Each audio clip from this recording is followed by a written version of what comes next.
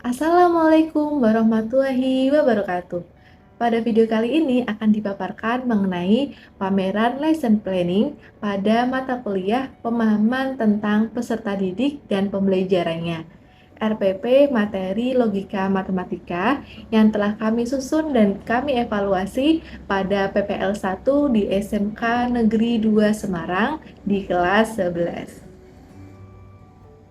Kami melaksanakan PPL berjumlah 3 mahasiswa, yaitu yang pertama, saya, Eka Hana Febrizawati, kemudian yang kedua, Fasya Nabila Melinda, dan yang ketiga, Lailatul Lutfiah. Pada pelaksanaan ini, kami melaksanakan plan, do, and see.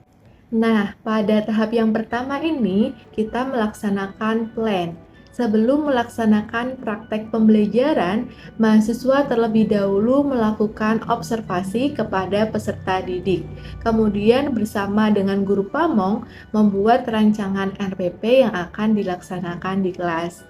Dari hasil analisis diagnostik yang dilaksanakan, mahasiswa memutuskan untuk menggunakan model pembelajaran Problem Based Learning atau PBL, di mana PBL ini merupakan salah satu model yang dirancang dapat mengaktifkan atau melatih peserta didik dalam mengembangkan proses berpikir tentang materi yang akan dibahas, sehingga dapat mengembangkan keterampilan peserta didik untuk belajar mengembangkan keterampilan meneliti dan kemampuan memecahkan masalah baik secara personal maupun kolektif bersama dengan kelompoknya.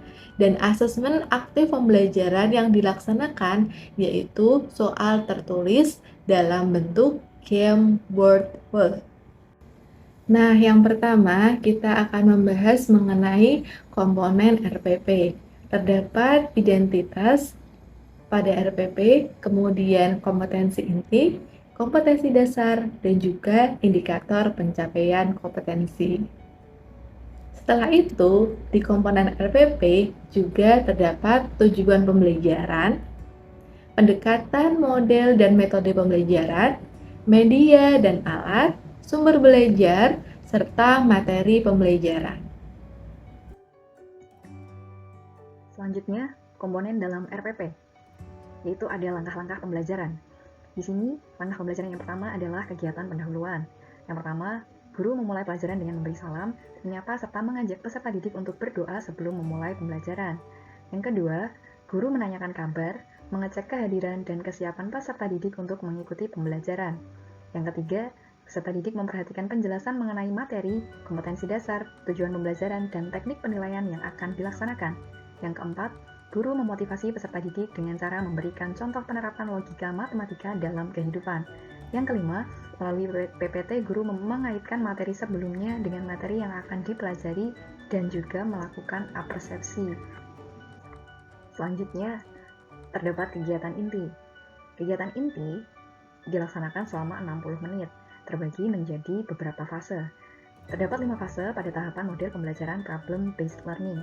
Fase yang pertama yaitu mengorientasi peserta didik pada masalah. Fase ini dilaksanakan selama 10 menit. Kegiatannya meliputi yang pertama, guru menyajikan masalah yang ditampilkan melalui PPT dan mengajak peserta didik mencermati masalah tersebut. Yang kedua, peserta didik diberikan kesempatan untuk menyampaikan pertanyaan tentang hal-hal yang berkaitan dengan masalah yang ditampilkan. Fase yang kedua yaitu mengorganisasi peserta didik. Fase ini dilakukan selama 10 menit. Kegiatannya meliputi peserta didik diarahkan untuk duduk secara berkelompok. Kemudian, peserta didik dalam kelompok diarahkan mulai menelaah permasalahan-permasalahan yang ada pada LKPD. Selanjutnya, peserta didik dalam kelompok diarahkan untuk mencari data terkait masalah melalui berbagai sumber. Bisa melihat video pembelajaran, membaca e-modul, dan juga browsing internet atau membaca buku pegangan siswa. Dan yang selanjutnya yaitu peserta didik mengumpulkan data yang didapat menjadi satu dalam kelompok. Fase yang ketiga yaitu membimbing penyelidikan. Fase ini dilaksanakan 15 menit. Kegiatannya yang dilakukan adalah guru membimbing peserta didik untuk memecahkan masalah. Dari hasil pengumpulan data yang telah didapat oleh kelompok, peserta didik dalam kelompok mencoba menggunakan aturan-aturan yang telah mereka dapat untuk menyelesaikan permasalahan-permasalahan yang telah diberikan sebelumnya. Kemudian, peserta didik menuliskan hasil yang telah mereka peroleh dari diskusi dan penyelesaian masalah dalam bentuk laporan kelompok yang dituangkan pada LKPD. Kemudian fase yang keempat, yaitu mempresentasikan atau mengembangkan hasil karya. Kegiatan ini dilakukan selama 15 menit. Deskripsinya yaitu kelompok yang sudah menyelesaikan LKPD mempresentasikan hasil pekerjaannya. Kemudian fase terakhir dari model pembelajaran problem-based learning, yaitu fase kelima, analisis dan evaluasi proses pemecahan masalah. Fase ini dilakukan selama 10 menit. Kegiatannya meliputi kelompok lain menanggapi dan menambahkan jika belum sesuai atau memiliki alternatif jawaban lain. Ini yang tadi ketika presentasi ya, jadi kegiatan ini masuknya di fase kelima, nyambung dari fase keempat yaitu mempresentasikan. Setelah itu, kemudian guru mengkonfirmasi hasil pekerjaan peserta didik dan memberikan penguatan serta pemahaman kepada peserta didik. Jadi setelah mereka mempresentasikan dan ditanggapi oleh teman-temannya, tugas guru adalah mengkonfirmasi bahwa jawaban itu benar atau salah dan melakukan penguatan atas pemahaman peserta didik. Dan yang terakhir, yaitu peserta didik dengan bimbingan guru mengevaluasi hasil penyelesaian yang sudah dipresentasikan. Kemudian hasil dari penyelesaian masalah di LKPD dikumpulkan. Jadi ini evaluasi dari pekerjaan peserta didik yang ada di LKPD. Selanjutnya yaitu kegiatan penutup. Kegiatan penutup dilakukan selama 20 menit yang meliputi pertama, bersama-sama dengan bimbingan guru, peserta didik membuat kesimpulan dari pembelajaran yang telah dilaksanakan. Selanjutnya, guru mengevaluasi hasil pembelajaran dengan memberikan soal latihan melalui game word wall untuk dikerjakan peserta didik secara mandiri. Jadi, kalau tadi pada kegiatan inti ada fase evaluasi di tahap akhir dari problem-based learning, itu adalah evaluasi dari diskusi yang dilakukan mereka. Sedangkan evaluasi pada bagian kegiatan penutup ini adalah evaluasi dari seluruh pembelajaran yang telah dilaksanakan.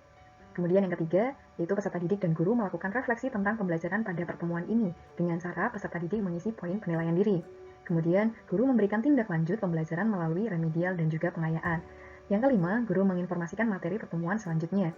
Dan yang terakhir adalah peserta didik berdoa dan guru mengakhiri pembelajaran dengan memberikan salam.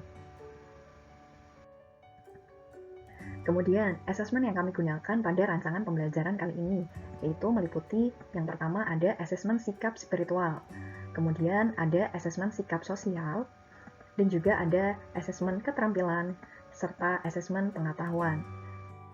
Baik, kita masuk pada bagian akhir dari RPP, yaitu ada program remedial dan juga pengayaan. Di sini sudah tertera program remedial dan pengayaan yang akan diberikan dan bentuknya sudah ada dalam lampiran RPP. Kemudian yang terakhir ada identitas pembuat RPP serta mengetahui dari kepala sekolah yang bersangkutan.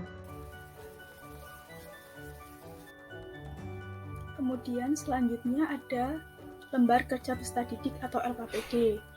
Di bagian depan terdapat cover yang berguna untuk menulis nama kelompok dan nama anggota kelompok.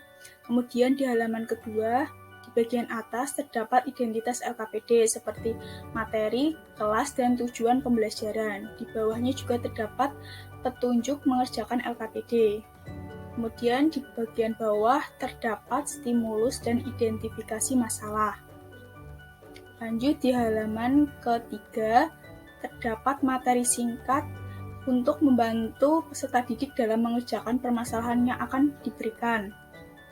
Kemudian selanjutnya di halaman keempat terdapat pertanyaan-pertanyaan yang akan dijawab oleh peserta didik.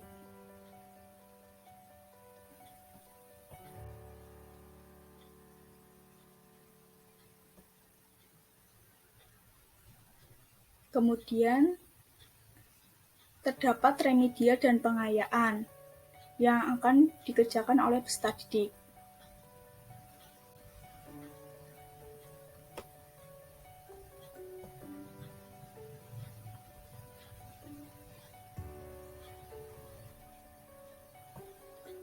Kemudian di bagian do, terlihat di gambar sebelah kiri itu peserta didik sedang mengumpulkan informasi dari berbagai sumber, yaitu buku dan internet. Kemudian untuk foto yang tengah itu terlihat bahwa peserta didik sedang mengemukakan pendapatnya tentang pertanyaan yang diajukan oleh guru. Kemudian untuk foto yang sebelah kanan, itu mahasiswa sedang mendampingi peserta didik dalam menyelesaikan permasalahan. Di bagian do juga terdapat di bagian do pada langkah evaluasi pembelajaran itu menggunakan game WordWolf. Ini tampilan depan WordWolf, kemudian siswa Video sebelah kanan itu menunjukkan bahwa siswa sedang mengerjakan game Word World. Untuk bagian C itu evaluasi dan refleksi pelaksanaan pembelajaran. Mahasiswa melakukan evaluasi dan refleksi pelaksanaan pembelajaran bersama dosen pembimbing PPL, yaitu Bu Intan. Sekian pemaparan dari kelompok SMK Negeri 2 Semarang. Kurang lebihnya mohon maaf. Wassalamualaikum warahmatullahi wabarakatuh.